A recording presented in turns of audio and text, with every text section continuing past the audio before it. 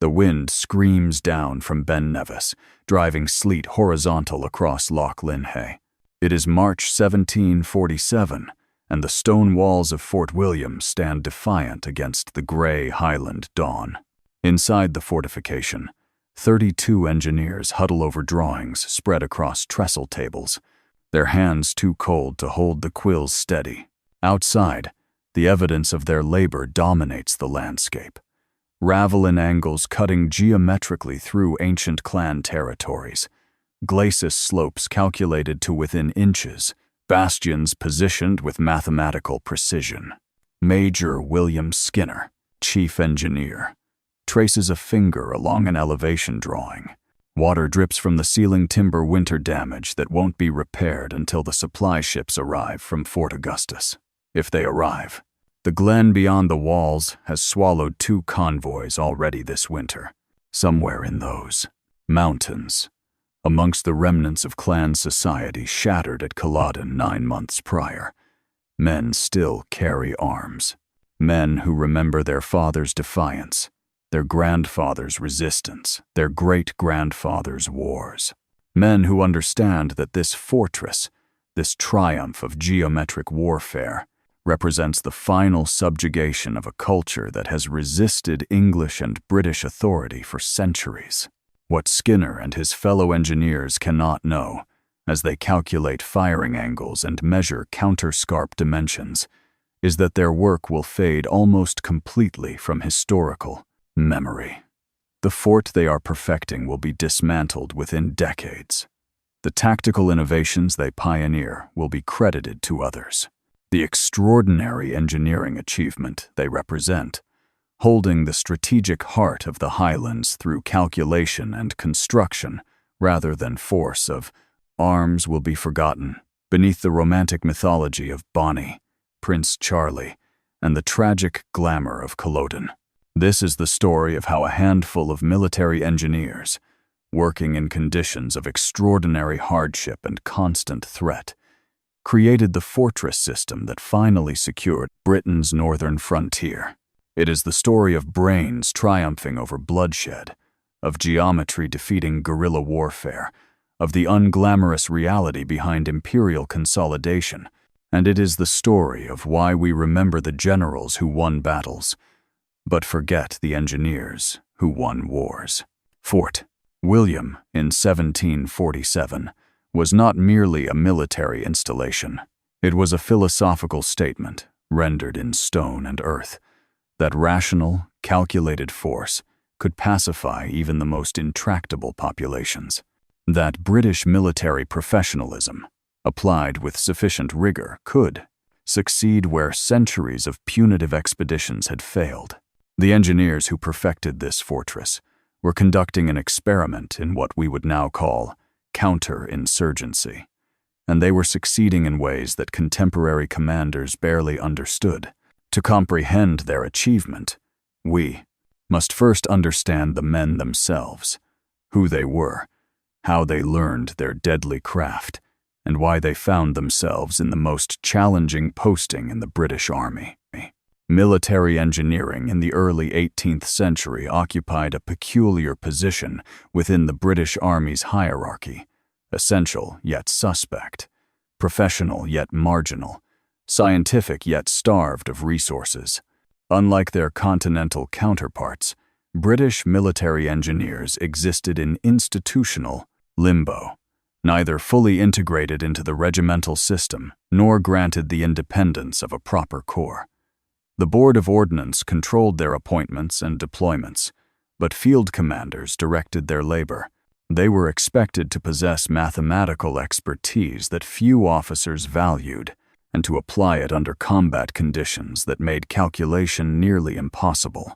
William Skinner embodied these contradictions perfectly. Born in 1713 to a family of minor Kentish gentry, he had entered the engineering service in 1731 through the traditional route, a gentleman's education emphasizing mathematics, followed by apprenticeship under established practitioners. His formative posting had been Gibraltar, where the great siege works of the War of Spanish Succession still dominated the landscape. There, Amongst the galleries and countermine systems, carved through solid rock, Skinner learned that fortification was not merely about building walls. It was about understanding psychology, how to make an attacker's task appear so costly that assault became unthinkable. The Board of Ordnance maintained a tiny establishment of engineers, perhaps 40 officers for the entire army. They were expected to design fortifications from Canada to India, to conduct sieges, to survey territories, to oversee construction by soldiers who resented laboring like common workers.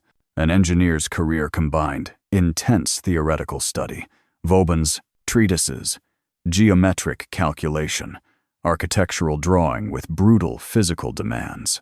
Skinner had surveyed swamps in the West Indies, designed bastions in Minorca, and supervised the construction of roads through terrain that resisted every attempt at improvement.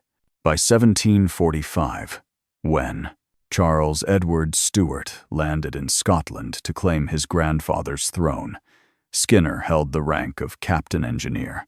He was 32 years old, thoroughly professional, and deeply unromantic about warfare. Whilst other officers dreamed of glorious cavalry charges, Skinner calculated angles of deflection. Whilst they studied the campaigns of Alexander, he mastered the mathematics of earth-moving.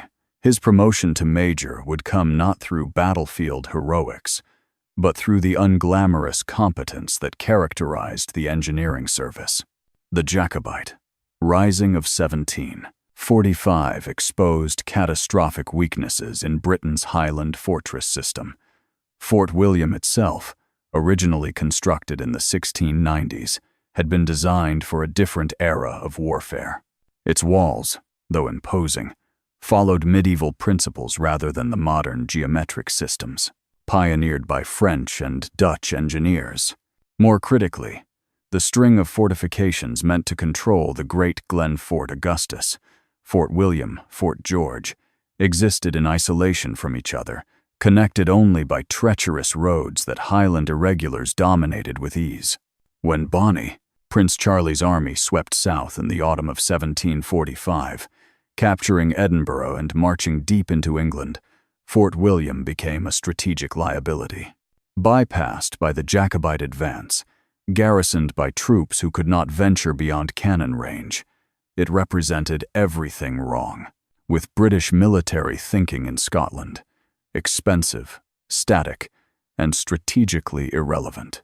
Contemporary reports describe a garrison essentially under siege, dependent on supplies shipped from Fort Augustus when weather permitted, unable to influence events beyond their walls. The defeat of the Jacobite forces at Culloden on the 16th of April, 1746, solved the immediate military crisis. What it did not solve was the strategic problem: how to prevent another rising.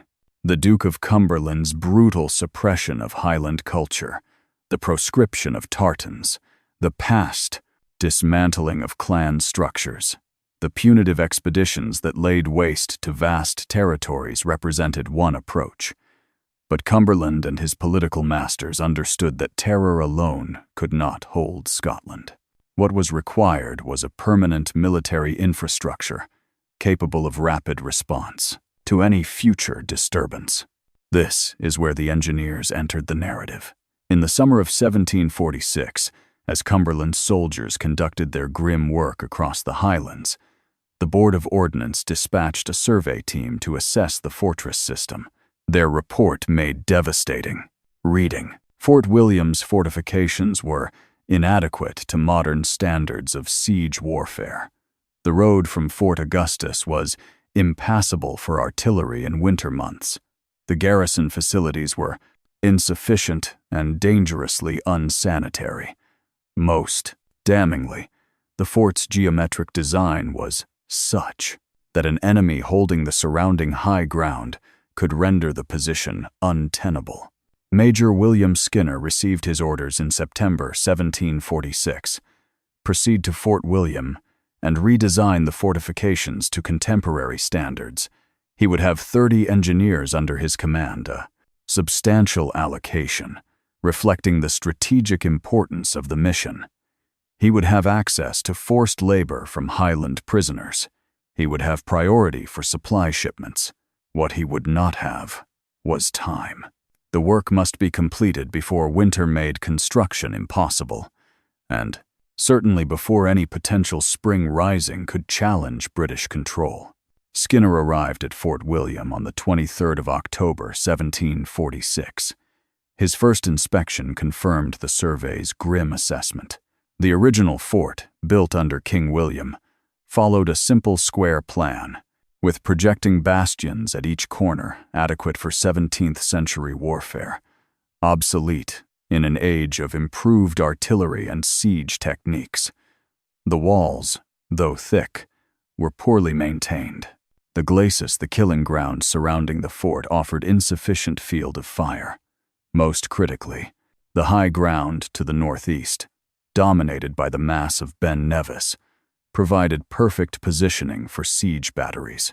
What Skinner proposed was radical. Not a simple renovation, but a complete reconceptualization of how British forces could hold the Highlands. His design incorporated innovations from continental practice rarely seen in British fortifications. He planned an extensive system of outworks, ravelins, redoubts, and covered ways that would extend the fort's defensive perimeter and deny attackers the close approaches necessary for effective siege operations. He designed the glacis with geometric precision, creating interlocking fields of fire that would subject any assault to murderous crossfire. Most innovatively, he planned a series of detached works on the commanding high ground, turning potential weaknesses into defensive strengths. The engineering challenge was immense. Highland granite resisted quarrying. Winter weather permitted only brief windows of construction activity. The workforce, a mixture of soldiers, pressed laborers, and Highland prisoners, lacked the skills necessary for precision work. Supply lines remained vulnerable to disruption, and the mathematical calculations required to ensure proper angles, elevations, and distances had to be performed in freezing conditions, with instruments that contracted in the cold, by men whose fingers could barely hold drawing implements. Yet, Skinner possessed advantages that previous commanders had lacked. The Battle of Culloden had effectively destroyed organized Highland military resistance, providing a security environment that permitted extended construction projects. The political will existed, for the first time, to invest properly in the fortress. System Parliament had voted unprecedented funds for Highland fortifications, and Skinner himself represented a new type of military professional, university-educated, scientifically trained, and uninterested in the aristocratic display that characterized much of the officer corps. Through the bitter winter of 1746 to 1747, work continued. Contemporary accounts describe conditions of extraordinary hardship, stone cutting in temperatures well below freezing, earth moving through ground frozen solid, timber framing with materials shipped hundreds of miles through hostile territory. The engineers supervised every detail, calculating, measuring, adjusting. They worked from detailed plans, certainly, but also from profound understanding of how terrain, mathematics, and psychology intersected in siege warfare. What they were creating, though none explicitly articulated, it was a new model for colonial control, one based not on punitive expeditions and tribal alliances, but on permanent military infrastructure that made resistance logistically impossible. Fort William, properly fortified and supplied, could project British power across the Western Highlands regardless of local sentiment. It could serve as a logistics base, a communications hub, and a refuge for forces operating in the mountains. Most importantly, it existed as a psychological statement. British rule was permanent, rational, and geometrically inevitable. By March 1747, the main construction phase neared completion. The engineers had transformed Fort William from a vulnerable medieval outpost into a modern fortress, incorporating the best principles of contemporary military science. And they had done so in the most challenging environment imaginable, against a deadline that would have defeated less capable men. What they could not know was that their achievement would prove strategically decisive but historically invisible. The winter of 1747 was extraordinarily severe, even by Highland standards. Contemporary weather records from Edinburgh describe the coldest January in living memory, with Loch Linhay freezing solid enough to bear cavalry in some sections. For the engineers at Fort William, this presented a paradox. Construction became nearly impossible, but so did any potential Jacobite resurgence. The same brutal weather that prevented them from completing the fortifications also prevented any organized military threat. Major Skinner used these frozen months to perfect his mathematical models. Working by candlelight in quarters, scarcely warmer than the exterior, he calculated firing angles with obsessive precision. Each bastion had to provide interlocking fields of fire with its neighbors. Each outwork had to channel attackers into killing zones.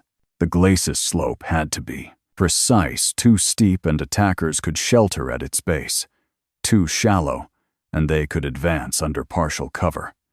These were not abstract academic exercises. Every calculation would be tested, if not by Jacobite forces, then by the next Highland Rising, or the one after that. The mathematics had to be perfect, because lives depended on it.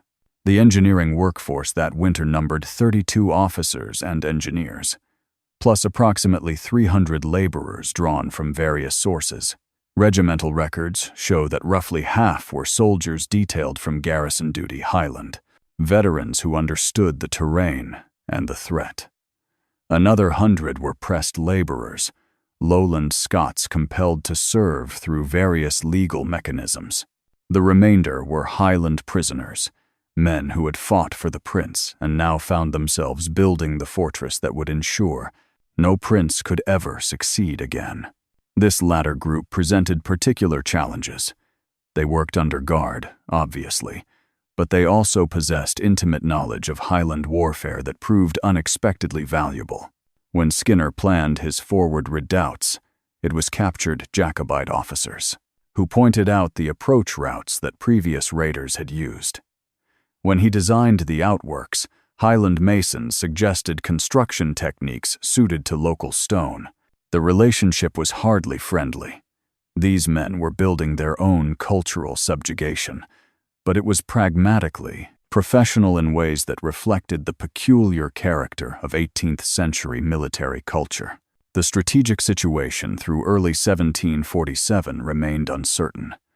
Culloden had destroyed the Jacobite army, but it had not eliminated Jacobite sentiment. Intelligence reports reaching Fort William described scattered bands of armed men throughout the Western Highlands. French ships continued landing supplies at remote locations. Most concerning, the spring thaw would make military movement possible again, and no one knew if remnant Jacobite forces would attempt some desperate action before the government's grip became unbreakable. Fort William's significance in this scenario was primarily logistical. The fortress controlled access to the Western Highlands through its position on Loch Linhay. Supplies for British forces operating in the mountains had to pass through or near Fort William. Communication between Fort Augustus and the western garrisons depended on Fort William's security. Most critically, if Jacobite forces could capture or neutralize the fort, they could isolate British units operating in the interior, cutting them off from supply and reinforcement. The fort's defensive strength determined whether Britain could sustain military operations across the entire Western Highlands. In March 1747, Skinner's renovations faced their first real test, not from military assault, but from the terrain and weather themselves. The spring thaw arrived with characteristic Highland violence. Rivers that had been frozen trickles became torrents. The careful earthworks of the glacis, compacted and shaped with such precision, slumped and eroded. Timber revetments buckled under the pressure of waterlogged soil. It was a crisis that revealed whether the engineering calculations had accounted for highland conditions or merely replicated textbook solutions unsuited to the reality. Contemporary dispatches from Skinner to the Board of Ordnance describe almost frantic activity. Work crews scrambled to shore up collapsing sections. Engineers recalculated drainage patterns, realizing that highland rainfall vastly exceeded the continental standards their training had assumed. They improvised using local materials, highland granite for drainage channels, heather and peat for water absorption layers, techniques borrowed from local construction traditions.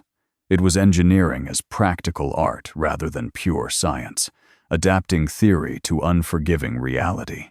The crisis passed without catastrophic failure, but it revealed vulnerabilities that more sophisticated enemies might exploit. If spring melt could damage the works so severely, what could properly executed siege operations achieve? Skinner's reports from this period show him grappling with a fundamental question. Could continental fortification theory function in highland conditions, or did this environment require entirely new approaches? His solution demonstrated remarkable intellectual flexibility. Rather than abandoning geometric principles, he adapted them. He redesigned drainage systems to handle highland rainfall levels. He incorporated local stone types into calculations about wall strength. He adjusted glacis angles to account for soil in conditions. Most innovatively, he began positioning some outworks on bedrock rather than earth, creating permanent stone redoubts that weather could not compromise. Fort William was becoming not a generic continental fortress, but a specifically highland solution to highland challenges. The military test came in April 1747, though not in the form anyone expected. A band of approximately 60 armed Highlanders, whether Jacobite holdouts or simple bandits, sources differ, appeared in the hills north of Fort William. Their intentions remain unclear. Some contemporary accounts describe them as a raiding party targeting supply convoys. Others suggest they were conducting reconnaissance, testing the new fortification's readiness. What is certain is that they represented the first potential military threat since Skinner's renovations began. The garrison commander, Lieutenant Colonel John Rolt, responded cautiously. His forces outnumbered the Highland band significantly, but operating outside the fortifications risked ambush in terrain where the Highlanders held every advantage.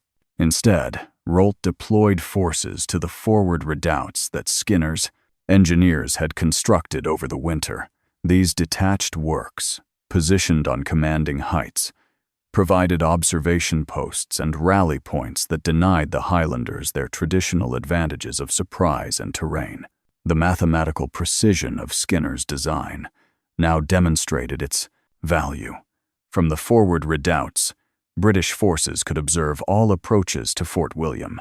The interlocking fields of fire from the bastions meant that even if attackers reached the glacis, they would face crossfire from multiple positions. The covered ways trenches, allowing defenders to move. Under protection enabled reinforcement of threatened points without exposing troops to fire. On paper, these advantages were obvious. In practice, against men who knew every fold of the terrain, they required flawless execution. The confrontation, such as it was, resolved anticlimactically. The Highland band, observing the fortifications from a distance, apparently concluded that assault was futile. They withdrew northward without engaging. Contemporary accounts suggest they may have been genuine raiders who, upon seeing the fort's strength, decided to seek easier targets elsewhere. From a military perspective, this was the ideal outcome: deterrence achieving what violence would have cost. Yet this minor incident revealed something profound. For the first time in decades of Highland conflict, British forces had held a strategic position, not through numerical superiority or violent suppression, but through the inherent strength of properly designed fortifications. The engineers had created a system that altered the military calculus of Highland warfare. Raiding parties that had previously operated with near impunity now faced strong points they could not overcome. Supply lines that had been constantly vulnerable now ran under the protection of mutually supporting fortifications. The geometry of empire, calculated in frozen quarters over winter months, was reshaping the strategic landscape. Through the spring and summer of 1747, Fort William's enhanced defenses proved their worth repeatedly. Supply convoys passed unmolested. Garrisons could sally forth with confidence, knowing they had secure bases to return to. Most importantly, the psychological impact rippled throughout the Highlands. The message was clear. The old way of warfare, sudden raids, terrain advantage, disappearing into the mountains could no longer defeat British military organization. The age of the Highland charge was over. The age of the fortified frontier had begun. Skinner and his engineers continued refining their work throughout this period. They adjusted firing platforms based on actual use. They improved drainage after observing spring water patterns. They added secondary defensive features based on how troops actually moved through the fortifications. This was engineering as iterative process, learning from reality and adjusting accordingly. The fort that emerged by autumn 1747 was more sophisticated than the one designed on paper the previous year, and infinitely more capable than the medieval structure they had found. The engineering achievement at Fort William influenced fortress design throughout the Fort William British Empire. Officers who served there carried lessons to other postings. The Board of Ordnance incorporated Highland-specific innovations into standard practice. Most significantly, the success at Fort William demonstrated that British military power could be projected and sustained through infrastructure, rather than merely through force of arms. It was a lesson that would shape colonial military strategy for the next century. Yet even as the strategic value became apparent to military professionals, the accomplishment began fading from public consciousness. There were no glorious battles to celebrate, no cavalry charges for artists to immortalize, no heroic last stands for poets to commemorate, just engineers with mathematical instruments, calculating angles in freezing weather, just laborers moving earth according to geometric principles, just the quiet, unglamorous reality of how empires are actually built and held. The immediate consequences of the Fort William renovations reshaped British military policy across Scotland. By the end of 1747, the Board of Ordnance had authorized similar enhancement programs for Fort Augustus and Fort George. Major William Skinner, promoted to lieutenant colonel in recognition of his work, was dispatched to oversee the Fort Augustus improvements personally. The mathematical models and construction techniques pioneered at Fort William became standard references for Highland fortification design. For a brief moment, military engineering achieved unusual prominence within British military thinking. Contemporary assessments recognized the achievement explicitly. The Duke of Cumberland, in correspondence with the Secretary of State for War, described Fort William as rendered impregnable to any force likely to be assembled against it, and noted that the mathematical precision of the works reflects the highest standards of continental practice. The Board of Ordnance allocated additional engineering officers to Scottish posts. Parliamentary committees examining Highland security cited the Fort William improvements as evidence that rational military policy could succeed where punitive expeditions had failed. Yet, Skinner's career trajectory illustrated the military establishment's ambivalence toward technical expertise. Despite his demonstrated competence, He never achieved field command of troops. Engineers, no matter how capable, remained specialists rather than proper soldiers in the eyes of most officers. Skinner continued working on fortification projects across Britain and the colonies. Gibraltar again, then Minorca, then assignments in the West Indies. He died in 1763 at age 50, a lieutenant colonel, after 3 decades of service. His obituary in the Gentleman's Magazine occupied 3 lines, noting his long service in the engineering department without mentioning Fort William specifically. The fortifications themselves experienced mixed fates. Fort William remained garrisoned and operational through the remainder of the 18th century, serving as a logistics base for military operations and as a symbol of British authority in the Western Highlands. The stonework that Skinner's teams had laid with such precision weathered Highland conditions far better than the original medieval construction. The geometric principles that had seemed merely theoretical proved remarkably durable in practice. Inspections conducted decades later consistently rated Fort William as well-maintained and fully serviceable, but strategic requirements shifted. By the early 19th century, with Highland culture effectively suppressed and no credible military threat from Scotland, the expensive fortress system seemed unnecessary. Fort William's garrison shrank. Maintenance budgets declined. In 1864, the War Office formally decommissioned the fort. Much of the stonework was subsequently demolished, the stone repurposed for civilian construction. Today, virtually nothing remains of Skinner's carefully calculated bastions and outworks. The town of Fort William occupies the site, and most residents are unaware that beneath their streets lie the geometric foundations of military engineering that helped secure British control of the Highlands. This physical erasure paralleled historiographical neglect. Military histories of the Jacobite period focus overwhelmingly on Culloden, the battle, the slaughter, the romantic tragedy of Bonnie Prince Charlie's defeat. The subsequent pacification of the Highlands receives attention primarily as a cautionary tale about brutal suppression, the prosaic reality of how Britain actually held Scotland after 1746 through logistics, infrastructure, and calculated military presence attracts far less interest. There are no monuments to Skinner at Fort William.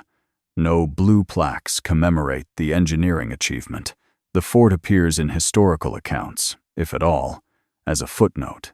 Yet, the technical innovations pioneered at Fort William influenced military engineering far beyond Scotland.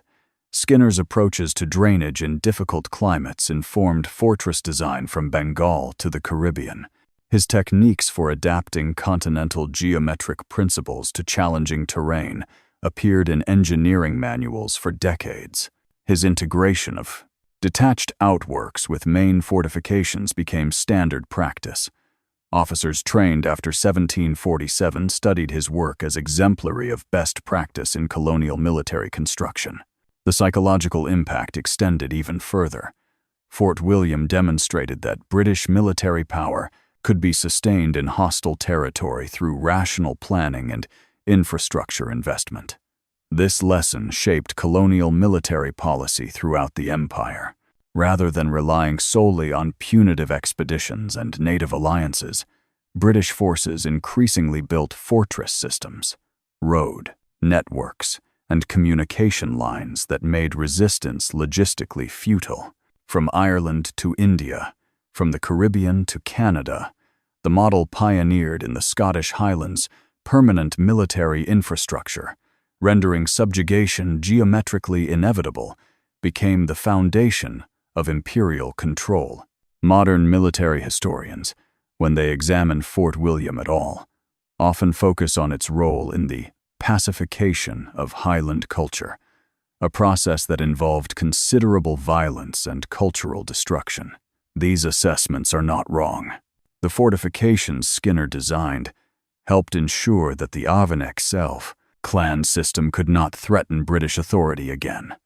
They facilitated the suppression of Highland dress, language, and social structures. They enabled the clearances that would devastate Highland communities in subsequent decades. The engineering achievement exists within this darker historical reality, a reminder that technical competence serves political objectives regardless of their moral character. Yet, military effectiveness can be assessed separately from political morality. From a purely technical perspective, Skinner's work at Fort William ranks among the finest examples of military engineering in 18th century British practice. His ability to adapt continental theory to challenging conditions, to lead a complex construction project under severe environmental constraints, and to create fortifications that functioned as designed for decades afterward, demonstrates engineering excellence by any standard. That such excellence served imperial consolidation does not diminish the technical achievement. It simply contextualizes it within the uncomfortable realities of how empires function. The broader lesson concerns how we remember military history. We preserve grand narratives, battles, heroes, dramatic victories, and defeats. We forget the unglamorous realities of how military power actually operates. Logistics, infrastructure, calculation, supply lines, construction techniques. Fort William mattered strategically far more than most battles of the Jacobite period, yet it appears in few popular histories. Skinner's engineering corps achieved more lasting impact than most battlefield commanders, yet their names are forgotten. This reflects not just historical chance, but systematic bias toward the dramatic over the effective, the heroic over the practical. Modern British military doctrine, particularly in counterinsurgency operations, echoes principles that Skinner's generation pioneered. The emphasis on ink spots, secured areas from which control gradually expands, derives from the fortress system approach. The focus on infrastructure as force multiplier reflects lessons learned in the Highlands. The understanding that psychological impact matters as much as kinetic force traces back to fortifications that deterred assault through mere existence. Afghanistan, Iraq, Northern Ireland, all these operations employed concepts developed in embryonic form in 1747 Fort William.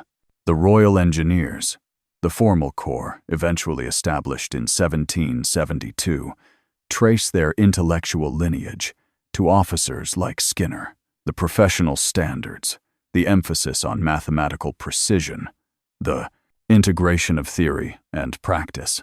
These characteristics defined the engineering service decades before it received proper institutional recognition.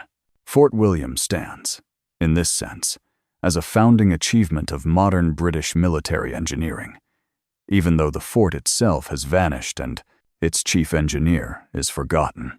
Perhaps the ultimate irony is that Fort William succeeded too completely. By making Highland rebellion impossible, it rendered itself strategically obsolete. By so thoroughly altering the military landscape, it removed the conditions that justified its existence. The fortifications were victims of their own effectiveness, so successful at achieving their objective that subsequent generations saw no reason to maintain them. They became relics of a conquered past, embarrassing reminders of England's military occupation of Scotland, politically convenient to forget. William Skinner left Scotland in 1748, never to return. His remaining 15 years of service took him across the empire, fortifications in the Mediterranean, surveys in the West Indies, infrastructure projects in increasingly distant postings. He married late, in 1758, to a merchant's daughter in Portsmouth. They had no children. When he died in 1763, likely from the combination of tropical diseases and chronic conditions acquired during decades of overseas service, his estate was modest. The Royal Artillery Journal published a brief obituary, noting his distinguished service in the fortification branch, but mentioning no specific achievements. No portrait of Skinner survives, if one was ever painted. His personal papers, if he kept any, have not been located in archive collections. The detailed engineering drawings he created for Fort William exist in the Board of Ordnance records at the National Archives, filed amongst thousands of similar documents, rarely consulted by researchers. His name appears in garrison records, promotion lists, and supply requisitions, the administrative detritus of a military career. He has no memorial, no monument, no plaque. Type William Skinner, Engineer, Fort William, into most historical databases and you'll find almost nothing. This absence is not unusual. The military engineering service of the 18th century operated in institutional obscurity, its officers performing essential work that rarely generated the documentation that enables historical recovery. They left buildings rather than battle dispatches, calculations rather than correspondence, infrastructure rather than the stuff of narrative history. When those buildings were demolished and the infrastructure superseded, their legacy evaporated. Yet the fortress system they created transformed the Scottish Highlands permanently. The geometric precision of Fort William's defenses established a template that extended across the region. By making traditional Highland warfare obsolete, these fortifications enabled the social and economic transformations that destroyed clan society. They were, in a very real sense, more decisive than Culloden, which won a battle, because they won the peace that followed.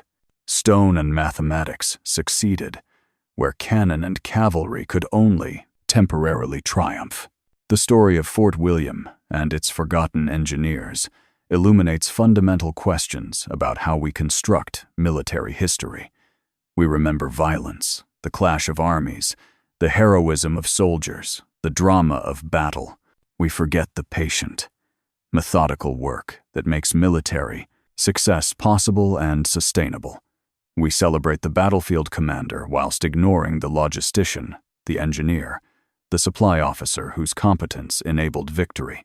This creates a systematically distorted historical record, one that privileges drama over effectiveness, heroism over quite done, professionalism, the spectacular over the essential. British military excellence, particularly in the imperial age, derived substantially from precisely the sort of unglamorous competence that Skinner represented.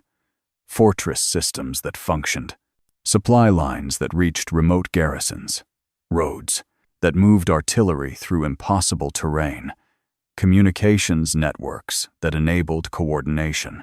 These infrastructures, designed, constructed, and maintained by forgotten specialists, provided the foundation for British imperial power.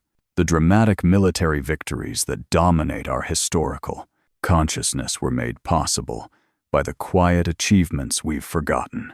There is, perhaps, something characteristically British about this amnesia. The national military mythology emphasizes plucky improvisation, heroic last stands, and courageous individuals. We prefer the glory of Waterloo to the logistics that made Waterloo possible. We celebrate Nelson's tactical brilliance, whilst forgetting the naval infrastructure and supply systems without which his fleet could not function. Fort William fits poorly into this mythology. It's too calculated, too methodical, too dependent on mathematics rather than martial valor. So we forget it. Yet recovering these forgotten stories matters for understanding how military power actually operates. Modern military operations depend overwhelmingly on logistics, engineering, and infrastructure, precisely the domains that historical memory neglects. Every forward operating base in contemporary conflicts descends intellectually from Fort William. Every calculation of fields of fire, every construction of defensive perimeters, every integration of terrain analysis with force positioning echoes what Skinner's engineers pioneered. In the frozen Highland winter of 1746 to 1747, The engineers themselves, one suspects, would not be surprised by their obscurity. They were professionals, doing professional work, solving technical problems with mathematical precision. They sought neither glory nor historical recognition, merely the satisfaction of calculations proven correct, of fortifications that functioned as designed. Their monument was meant to be the work itself. Walls that stood, systems that functioned, garrisons that held. That these monuments have vanished, whilst lesser achievements are commemorated in bronze and marble, would strike them as unjust, perhaps, but not unexpected. As twilight falls over Loch Lynhe today, tourists walk the streets of Fort William unaware they tread on the foundations of empire. Somewhere beneath the tarmac and modern buildings lie the geometric traces of Skinner's glacis, the calculated angles of his bastions, the precise measurements of his killing grounds. The mathematics remains, even if the stones have gone. The principles endure, even if the engineer is forgotten. And the lesson persists, for those willing to learn it, that empires are built not primarily through dramatic conquest, but through the patient, methodical application of technical expertise to strategic problems. The engineers of Fort William held the Highlands not with heroism, but with mathematics, not with courage, though they demonstrated that, too, but with calculation. They understood that warfare, at its most effective, is less about glory than geometry, less about valor than vectors. Their obscurity is our loss, a reminder that historical memory is selective, incomplete, and often unfair. But their achievement remains, woven into the fabric of British military practice, visible to those who know where to look. In the end, perhaps that is monument enough.